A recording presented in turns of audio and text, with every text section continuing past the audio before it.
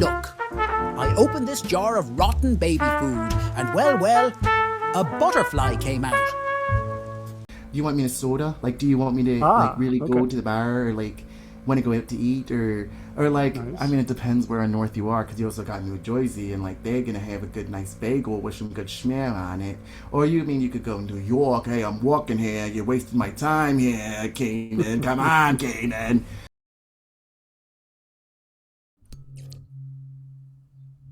Welcome to the Comedians and Elevators podcast. I've got my guest, Mark Beshai. Mark, say hi, introduce yourself, and tell us a little bit about yourself.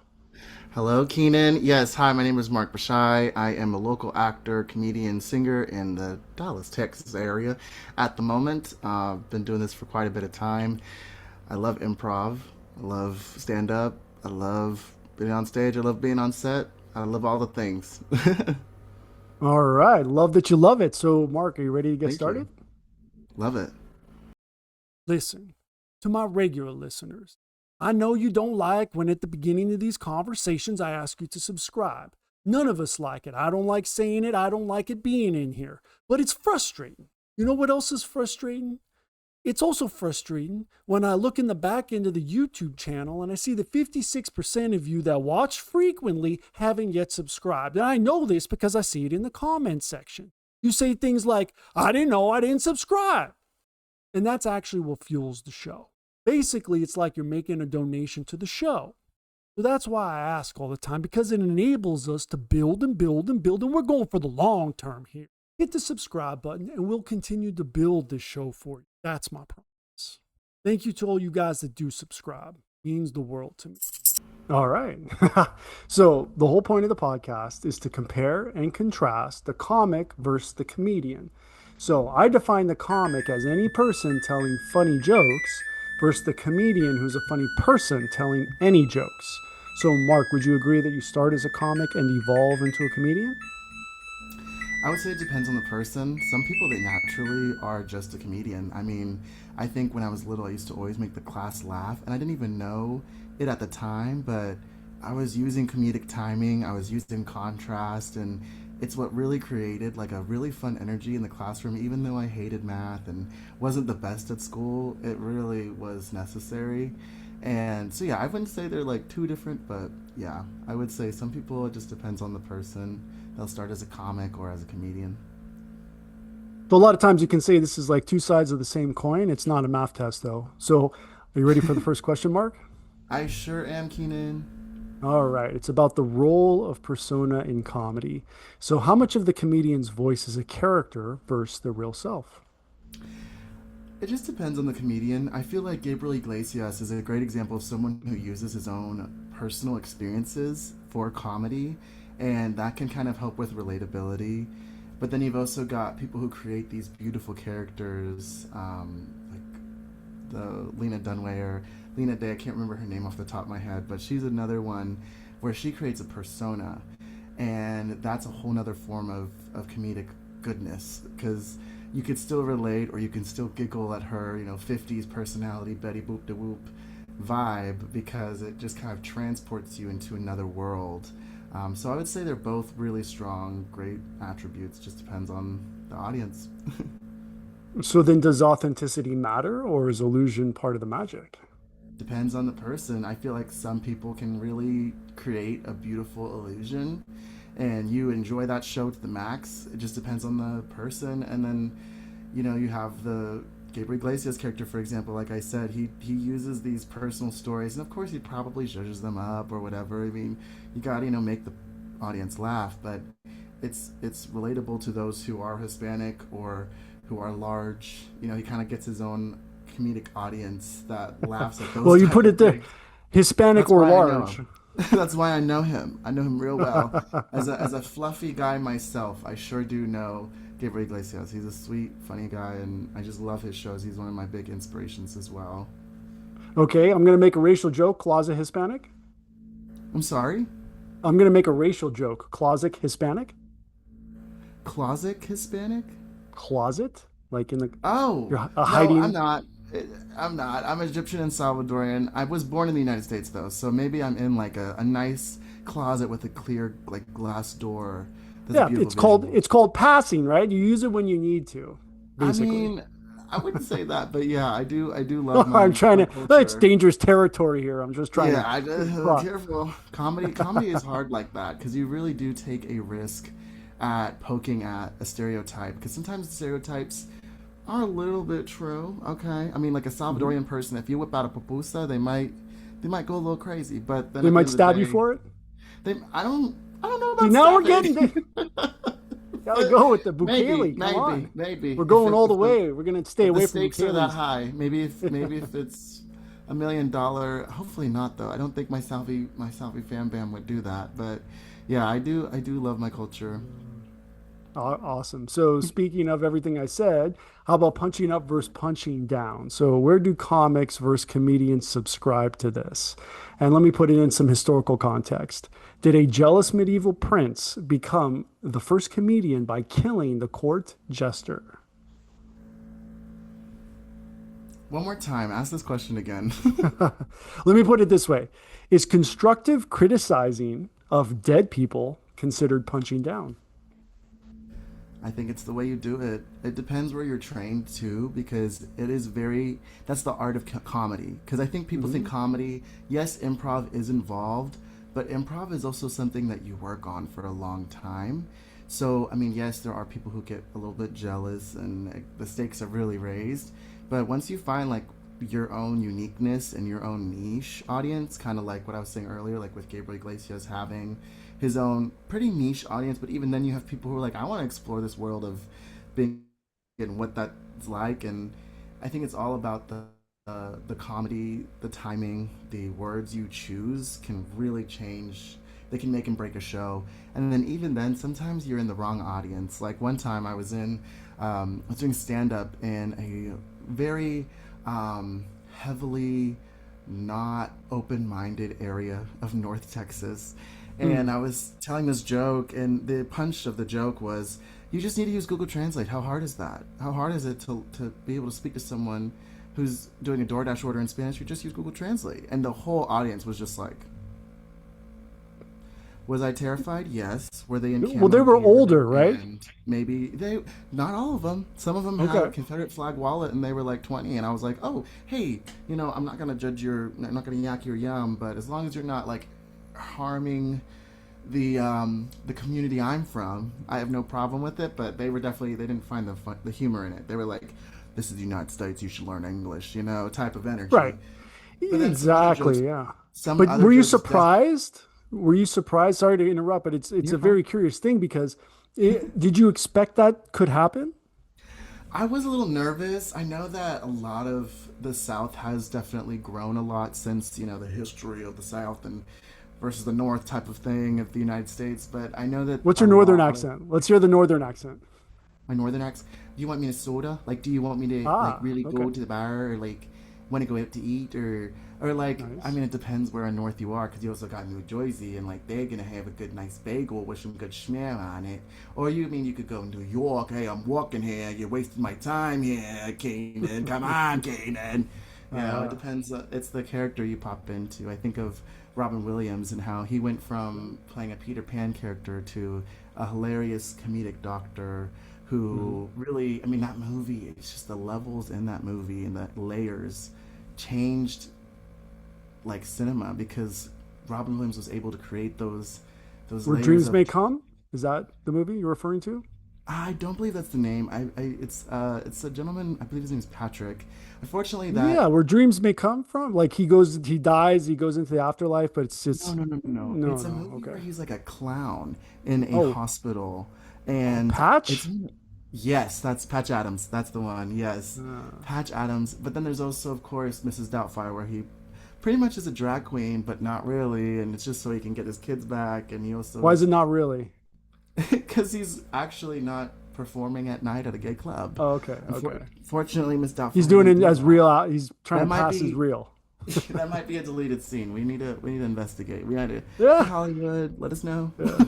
Did They probably Robin made the Williams scene, and ever they're do like, that? "Just so you get in character, we made the scene. This is not going to be seen, even though it's a There is a scene." part where he does sing Barbara Streisand. I love it. He Wow, like looks exactly like her, and they turn her around. That's crazy. so funny. Yeah, he's a legend, truly. Yeah. So, or how about love and justice? So, is the Ooh. highest function of comedy to expose injustice or to make people feel less alone while living with it? I think when you expose injustice, you're also making people feel less alone. Because I think a lot of people sometimes they're like, no one else can relate to this. And then someone cracks a joke and there's other people laughing and you're sitting in that audience. You may not laugh because you're literally surprised by just how much that opens doors for people. But I think comedy at the end of the day does truly unite people. I mean, laughter and like that relatability, or even if you just can laugh at someone else's laugh in the audience who used to be made fun of for it, but you're actually just kind of like embracing their beautiful, unique laugh. Like I have a buddy, I love him to death. When he laughs, and I hope he doesn't kill me for saying this, but he kind of sounds like a donkey braying. Like, A donkey and brain? like he'll Not be like, just but when he's really hardly laughing. But it's okay because when I laugh, I kind of sound like an evil Elmo. Like if you've really got me going with my laughter, you will hear like evil Elmo, like like you're scared. You're scared in the I like audience, it. but you might even embrace that. And I think that's the For beauty of it. sure. You've got it. Now that is some stand-up material right there. I mean, Thank that you. laugh, like when so if you ever, I'm sure, of course, a joke that doesn't land for whatever reason, Yeah. and then you have to explain the joke, but you're not explaining it to make it funny. It's part of the routine. That laugh, gold. Oh, thank you. Yeah, I appreciate that. Sometimes it depends on the comedian for me. I've been to some open mics or I've been to some shows and they're laughing at their own jokes and it just kind of kills it. You know? You're Right. like, So, but when do you do it? You don't do it at the first, you don't laugh at the joke you just told that's not funny. You laugh when you try and explain the joke that's not funny. yeah, I think it just totally depends on the audience too, because you do have sometimes hecklers or whatever, and you just gotta kind of have to explain it. But no, yeah, typically I'm not trying to laugh at my Whatever. joke. I'm letting them have the laughter Of that's course. inside me. This is the plan B, obviously, right? So, how Yes, about the yeah. cultural translation of comedy? So, how do jokes that work in one country bomb in another? Oh gosh. Well, I mean, it completely depends too, because I think of and this is totally not comedy, but I think of Lady Gaga and how she would perform in countries and sing songs that were kind of against the whole government rules, and it would just kind of create a little stir.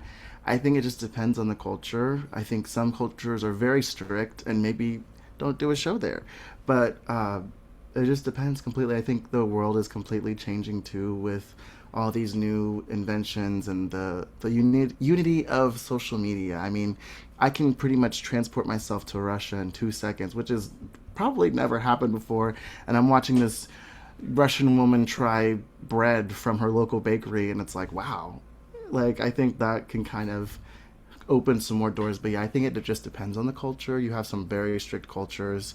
I think Egypt is kind of my hometown technically, but also it's like that can be In pretty strict with between? some things. Yeah. And you just rewrite. You just rewrite or you pertain it to, and it is really risky. I think that's the big thing with comedy.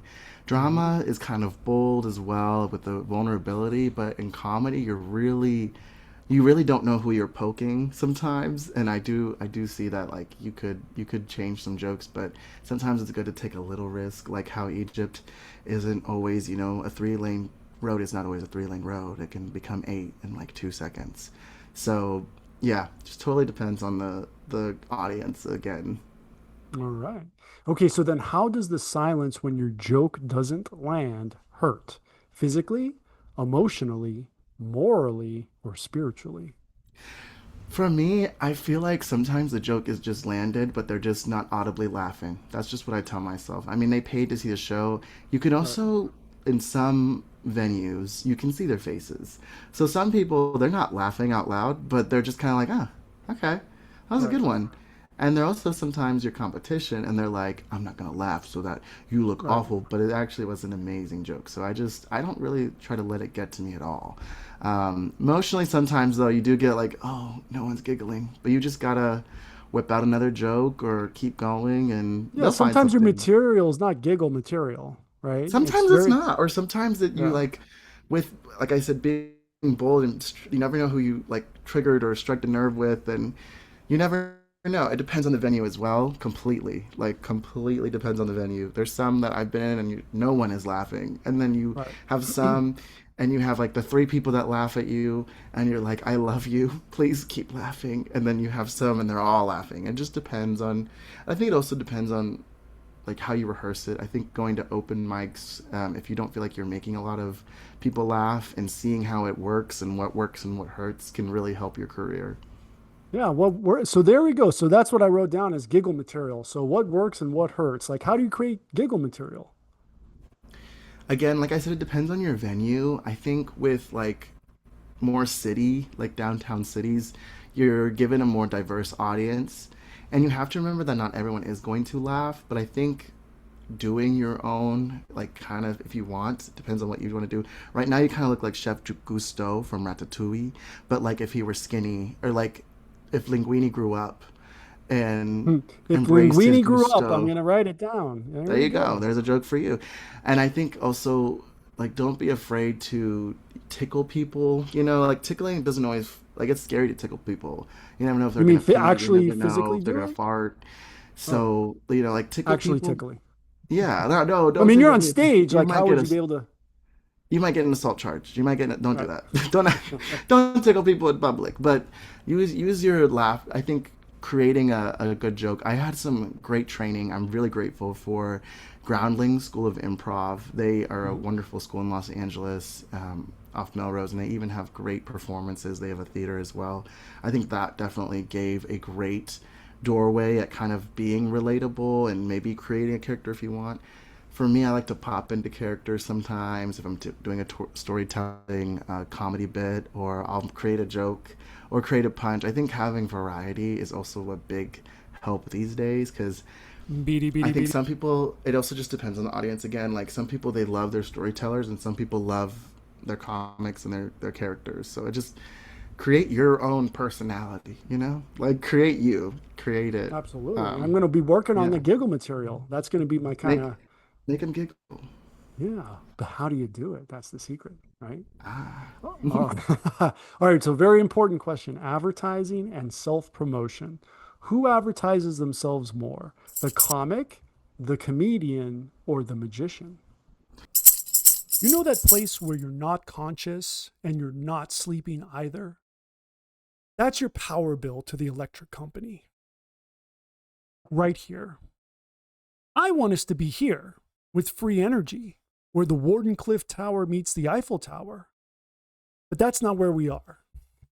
We are here where you've got the utility and you've got residential solar. Between these two, we know which one saves you money. This is where we can go in the meantime. But this is where I want us to be now, and this can be done now. So let me deputize you to represent DOSE, Department of Solar Efficiency, and let's get on the podcast and get the message out today. See you soon. Ooh, I think it just depends. I think social media has changed the game for marketing, and it just depends what you do. I know I personally, I'll post on my stories. I'll beg my friends to repost. Do they? Sometimes no, but I think hiring also a manager that's good at marketing would be very helpful. And I think it just depends too on your viralness on social media. I think that can change you completely. If you're already viral on TikTok, if you're already viral on Instagram, you're not going to need to spend as much as on putting big billboards or anything. But if you want to kind of, expedite the game, I wouldn't think a billboard would hurt. Or there's a guy, his name's Steven Singer, and he has this giant billboard in Dallas, and it says, I hate Steven Singer. And everyone, like, while we're driving by, because 35 is an interstate, everyone's driving on it, we're all like, who is Steven Singer? When you're with your friends in the car, or when you're driving, and you look it up. You look up IHateStevenSinger.com and you find out all about this person. So there's different tools and ways to find out your own niche and your own audience and how to cater to them. I think business cards too at like events or social networking events can really help, because then you're like, I don't know, I think it's comedic because you're like, I got a business for you, and it's like a comedy business, and they're like, this isn't. Oh, I guess it is, and just depends on the person. I have baked goods. And so I mean, I'm Egyptian Salvadorian. I'm large. We eat a lot. So I'm not afraid to whip up something and kind of give it away for free to kind of promote my name and to get that name out there. And, while you're eating that delicious banana bread I made you, you're like, oh, yeah. What was Beshai, okay, let's check them out. And on the back of the card, it has an Instagram, and that's my baking account, but I've linked my regular account, Mark A. Beshai, and people can find me there, and I get some followers randomly, and I'm like, oh, that was the guy I gave a muffin to or something. So Yeah, that's it how just build depends it on from the the ground person. up, right? That's like Exactly. the real going viral, right? Viral Yeah, on TikTok is a simulation of networking, right? It's not really depends. networking. Depends. I think some people, because of their comedic uniqueness, they can get a huge following and so quick. And then the venues are calling them and saying, hey, can you do a show here? And they start accommodating. And it just depends. I think it's the same. I do food reviews too. I love a good Yelp review. And that kind of helps my name get out there. People are like, who's this guy? Why does he know so much about food? Because I'm large, Tina. Because I'm large and I've eaten quite a bit. And you're discerning, you know the difference, good and bad. I So, do. Mark, what don't you want me to know about you? What? Well, I can't tell you. If you're not supposed to know, I'm not gonna tell you, Keenan. Why would you ask that, Keenan? Okay, what do Yeah, I not want you to know about me yeah. is I used to be obsessed with fish, and I used to have a YouTube channel dedicated to my beta fish. And I Huh. was, after rehearsals, after shows, when I was a very little kid, I would sit with my digital Canon camera, and I would just record. I would just record my fish like you were a live action Finding Nemo, but a beta fish. Hmm. And that's my confession, Keenan. That's my I like it. confession. Thank you. Is that the one that can fight the other fish to the The death? Is that males, okay, see, now you've unlocked the fishing weird nerd part of me. The males will fight uh, each other. The big long tails are actually the males. So that's to attract the pretty females. And there are some gorgeous female betas as well. And so they're typically able to be housed together. Whereas the males, if you put them in a room together, it is dig on down because they think, oh, you're gonna steal my chance of having babies. And it's funny too because people get upset with them being in cups, but in like the real life world of the earth we live in, they hang out in rice planks. So they're like actually like shallow. I don't know why I know so much about this. I was so obsessed as a kid, but they yeah. hang out in like rice planks, which are like shallow puddles pretty much. And so, yeah, I mean, it is cool giving them a huge tank, but they actually need closeness to the surface to be able to breathe. So usually, like a longer tank is nicer than like a very deep tank. All right. So like in a reflecting pool, maybe? Sure. I mean, if you want, no, don't put them in like they'll kill themselves. Don't do that. Don't Uh, do that. uh, No, don't do that. Don't do that. Yeah, you no, mean no. kill Give each other, them. not it, right? Well, if you put, it's funny too. If you put a mirror, they usually have these like toys, which are Oh. literally like I want my fish to die toy, Oh, they'll and it's like a attack the mirror. mirror. Yeah, because the second they're like flaring up their gills or Oh. whatever, that means no, no, they're not happy. That means they're angry. And so, yeah, that's that. There you go, Keenan. You've unlocked Wow. that part of me. Uh, this is the opposite of the giggle formula. So, Not giggling. no, it's the crowd formula. I'm So, just kidding. censorship and offense. So, does a comic avoid offense while a comedian courts it to prove a point, like a magician? I think that depending on the comedian, they can jump and like kind of tiptoe around the offense. So they will figure out a way to poke, but still they're still not wrong. They're still not wrong because I think offensive is when you're completely wrong or when it's a generalization that's been oversaid that is harmful. I think if you're able to poke at a culture like I mean like I think some of the funniest ones I've heard is like Russians will always get it done. Russians will figure it out. And it's almost complimenting Russians. It's not harmful. Like Hmm. you want Yeti cup, but you want it to be able to hold your glasses. I make it happen. And it's a compliment. It means you're so intelligent that you would make it happen, and you have a beautiful accent as a Russian. Привет, я как dela.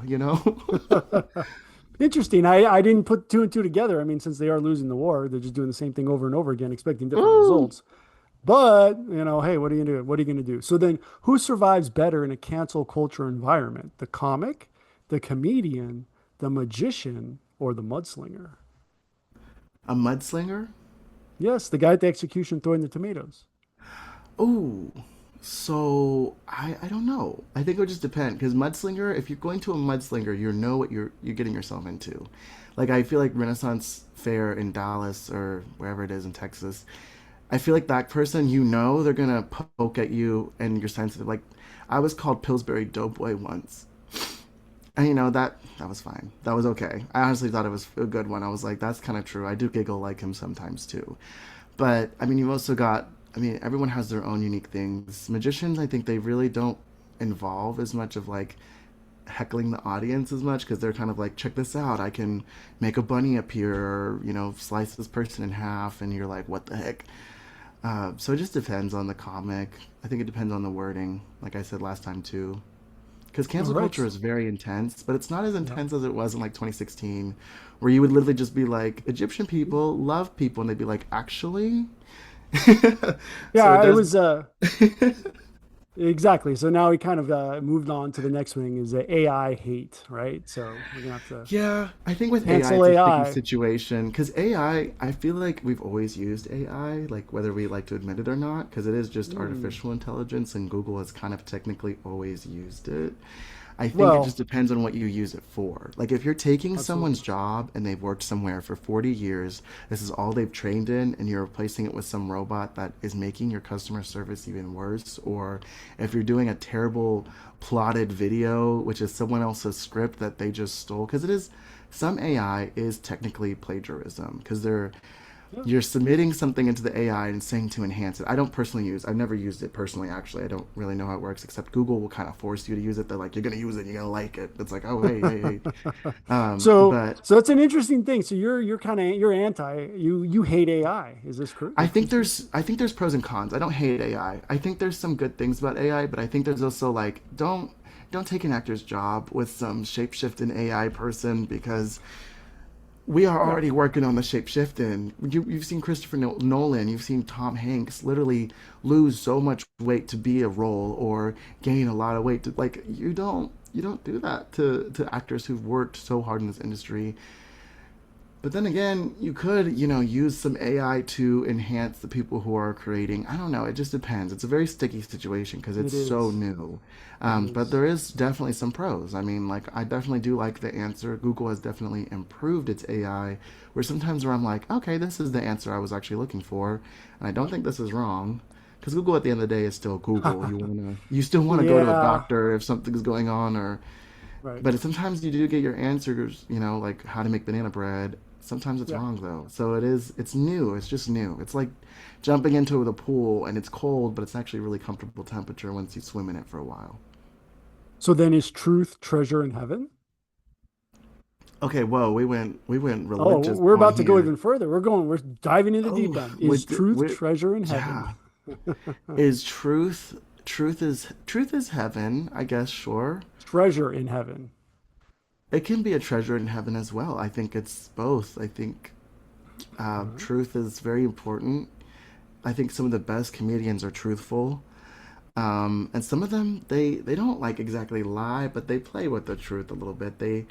I think a Create a lot of new the great reality. stories. Yeah, I mean, I think of like great movies where it's based on something, and they kind of zhuzh it up so that you're not sitting in your seat kind of bored sometimes. But then you also have documentaries that change the world, like The Secret Right. Life of Cats. Personally, I'm a big fan of that one. I loved learning about cats, and the way they did the documentary was beautiful because it wasn't just like the usual format of I remember my cat. Like they kind of zhuzhed it Yeah, up it's and you have made to. it I mean, entertaining. everybody has an opinion on cats. You got to come up Oh with gosh. something, also informative and original structurally. So, Mark, are you ready to enter the multiverse? Okay, is Benedict Cumberbatch gonna be there? No, unless you want him to. It's you're I gonna have would to I would manifest like that. him to be there personally, if Then you that's must okay. create this situation for it to happen. So I'm gonna take that as a yes. Okay, sure, we can enter, but also if Elizabeth Olsen is there. You have to manifest these things. Okay, I'll manifest. All right. Board game Zoomcast, play versus performance. So you have to choose an avatar. So if comedy were a board game Zoomcast, are you competing as the colorist avatar, adding tone, mood, and shading, or the Foley artist avatar, building punchlines with soundscapes and timing? Can I like build your own character and do a beautiful blend of both? Well, arguably in the multiverse, you won't be able to because there's no time. Okay, so I should be able to because there's no time too, right? That is also a true statement. So let me put it in Mm-hmm. this. Yeah. So let me put it. So does comedy work better when it's painted vividly or when it's orchestrated sonically? Okay, I think of this is I love this question because I think of Dax Flame on Instagram. Some of his videos they make me crack up because it's literally organic hilariousness because he's going out in public or he's even just like today I'm going to drink some water and like you because of social media's unexpectedness you're either going to see him eat a hot dog or you're going to see him like drink the water. No, he literally would just be like today I'm going to drink water. I really love water.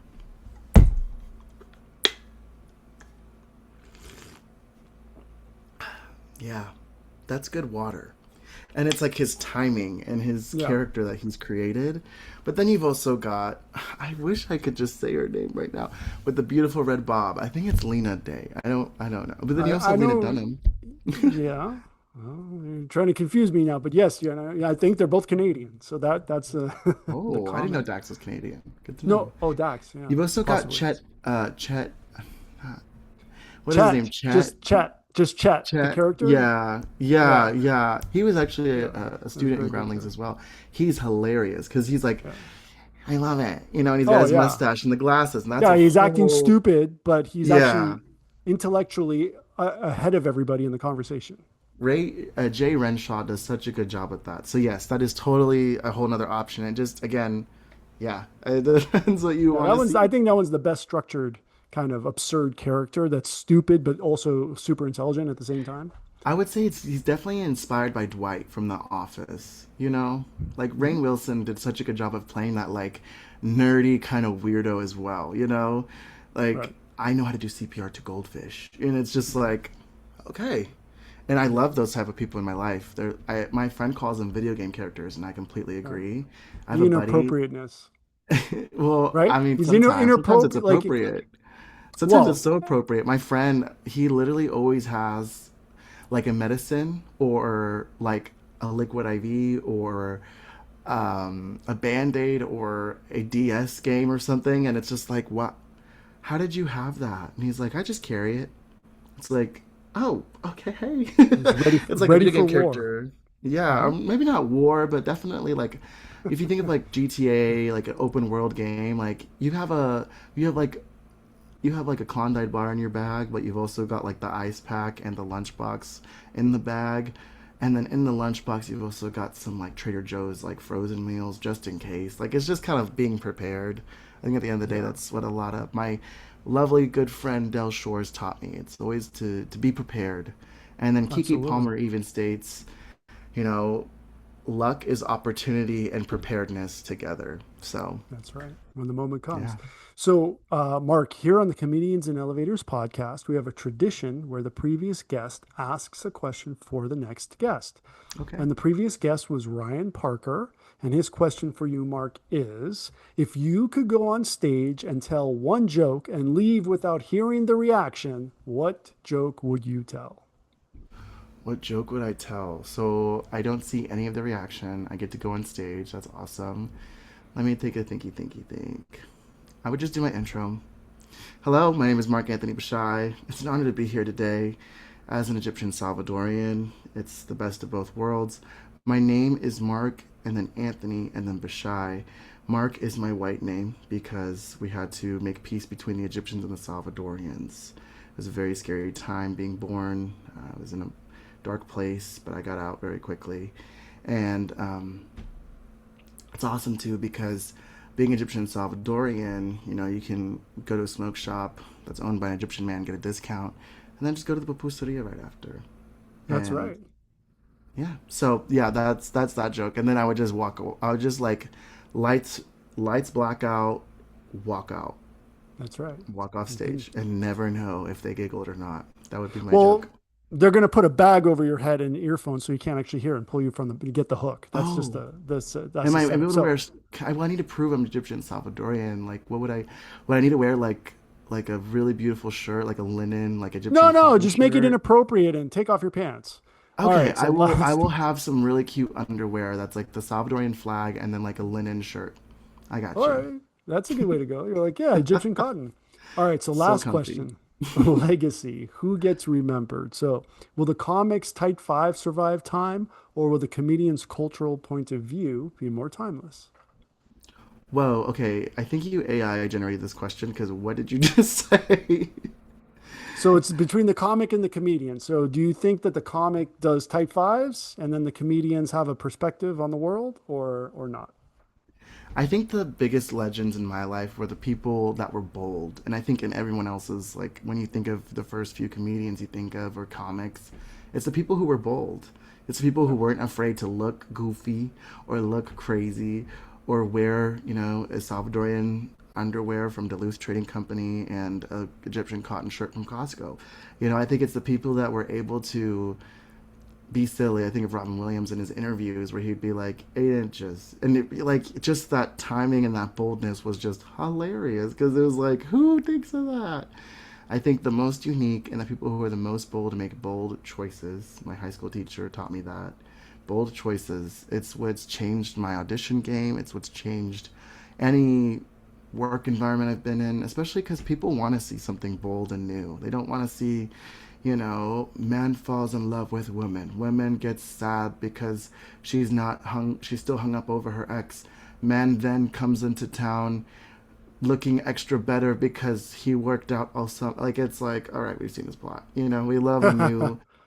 I mean, I think that's why Everything Everywhere All at Once did so well because they took all those beautiful plots and all the beautiful movies of the past and just shoved it all in there. Like literally shoved They stuffed it. everything. You've got It's the a pupusa. comedy. Yeah. Oh, there you Yeah. go. A Yeah, it's like comedy I'm like pupusa. thank you. I would say I'm a cornflower pupusa with Egyptian kebab, like a nice like lamb kofta inside. Yeah. If Oh, if you can imagine, it sounds good too. Actually, I can I see, might but you hit up got to, my it's a London. two-step process. You got to cook the meat, then put it in, then there's a process to it. That's how it always works for pupusas anyway. So you might as well just Okay. go ahead Done and deal. go to a nice Egyptian store, get some kebab, and then bring it to a lady in a pupuseria. Pay her enough, she might do it for you. You're in LA. Might happen. Go to Glendale. Exactly. Good There's a point. Good really good point. pupuseria in Glendale that I loved. I don't even remember the name of it, but I was like in town Well, in are you LA and referring I to was Portos? no, no. I think it Okay. literally just said pupusas, and then I Okay. was like, Yeah. we're in good hands here. And Okay. Well, I hopefully. walked inside. There was all these You walk in, flags, you're and like, why is this South African? I don't understand what happened here. luckily But it wasn't because I did see a Salvadorian abuela, and I was like, okay, if there's an abuela in the back, we should be good. And so I only got one pupusa just to like ensure we were in good hands. Allstate, are you in good hands? I right. I walked in, tried one. It was a revuelta, and they didn't skimp on the chicharrón or the frijoles. And chicharrón in Salvadorian culture is almost like bacon bits. So Right. sometimes some places will like they don't put as much. Anyway, we were in good hands there. The abuela, Awesome. and she saw how chunky I was, so she may be putting a little extra. I don't A know. little extra. Got to keep it clean. So, Mark, where can everybody find you online? So you could follow me on Instagram at Mark A. Beshai. You can find my SoundCloud. I stream on the Spotify. I have some really deep, beautiful music. It's really emotional. You can find me in Texas or Los Angeles or New York, depending on who's paying enough to afford that. And yeah, you could just look up my name and you should be able to find me. All right. Awesome, Mark. Well, thank you so much for being my guest. And Thank you. for everyone, absolutely. And for everyone watching, please like and subscribe. And we will see you in the next one. Thank you for having me. I appreciate it. Absolutely. If you're interested in too much information like in the network state or Mantipus the chicken shit, check out this video. Or is it this one right here? Well, either way. Lizard.